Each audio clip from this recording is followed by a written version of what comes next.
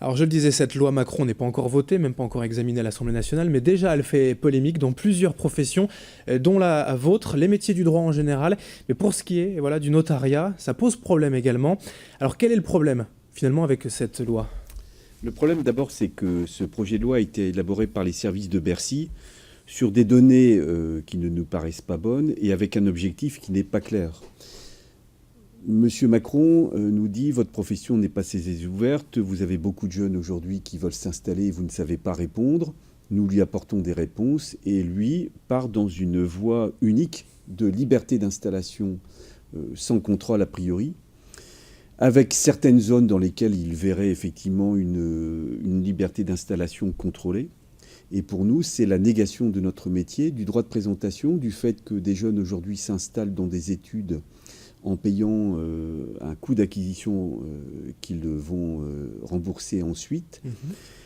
Et on mélange un peu les genres. Effectivement, il y a certainement un effort à faire peut-être vis-à-vis des jeunes diplômés qui veulent s'installer, de là à passer à la liberté d'installation. C'est la libéralisation à outrance et excessive en fait qui vous gêne? Oui, parce qu'en fait le projet n'est quand même peu précis et renvoie pour beaucoup à des décrets en Conseil d'État ou des ordonnances.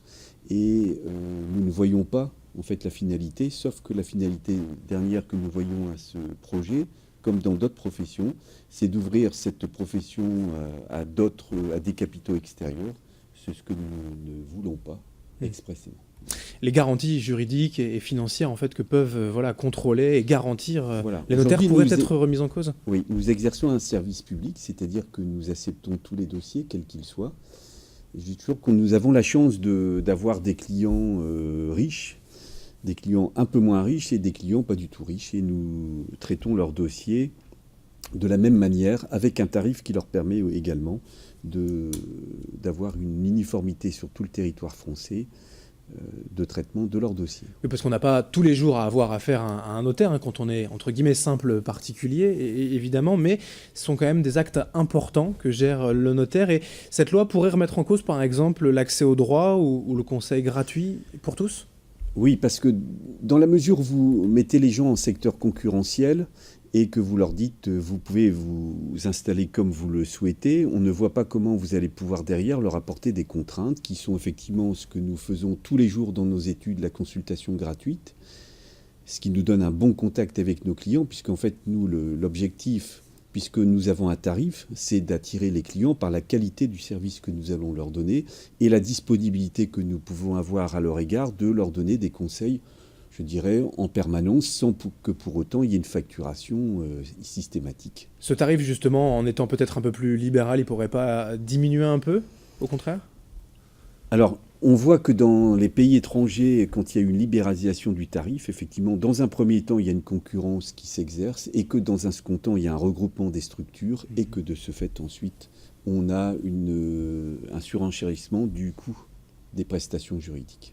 On a également voilà, pas mal d'entrepreneurs en France qui se mettent contre la complexité, on va dire, du système français en général. Oui. Là, on tend peut-être vers un système plus anglo-saxon, plus simple. Ce ne serait pas le cas, selon vous?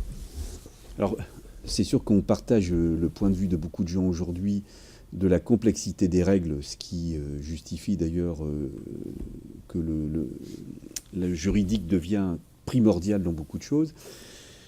Moi, je retiendrai plutôt de certains chefs d'entreprise qui ont des implantations à l'étranger de dire « nous avons une sécurité en France quand nous traitons des affaires que nous n'avons pas dans certains pays étrangers où effectivement, soit il n'y a pas de système juridique organisé comme le nôtre, soit effectivement, il y a beaucoup de choses qui se règlent ensuite en justice, ce qui n'est pas un bon gage de sécurité juridique. » Aux États-Unis, par exemple, beaucoup de cas d'actes notariés, on va dire, se règlent souvent, beaucoup plus souvent qu'en France, oui, devant la justice des contentieux. Voilà, en fait, aux États-Unis, on discute plutôt après et plutôt qu'avant, même si effectivement il peut y avoir des contentieux en France. Mais aux États-Unis, effectivement, c'est une certaine liberté, mais qui se paye derrière.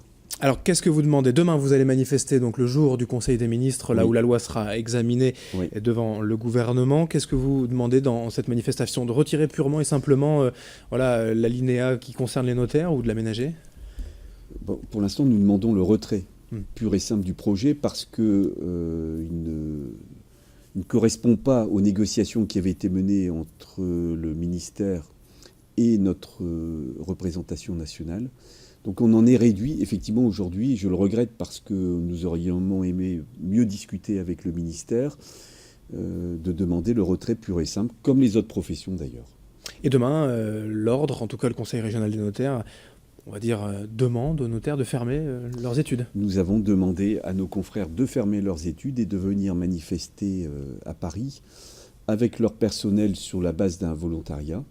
Et nous serons, je pense, de la région, les chiffres n'ont pas encore tout à fait sorti, à peu près 1600, 1700 personnes présentes à Paris, avec une bonne dizaine de bus, des trains.